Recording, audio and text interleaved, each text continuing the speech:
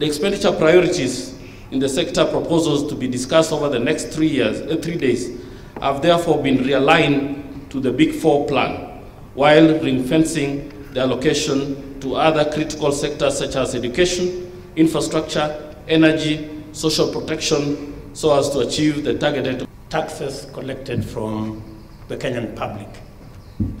must be expended, used in a manner that has the characters of openness,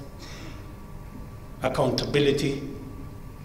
and transparency. To this end, the committee expects the National Treasury, before borrowing any external resources, to put in place effective institutional arrangements to manage the complex task of project identification, planning, design, coordination, implementation, and regulation of projects that will be funded through external resources. Projects in the pipeline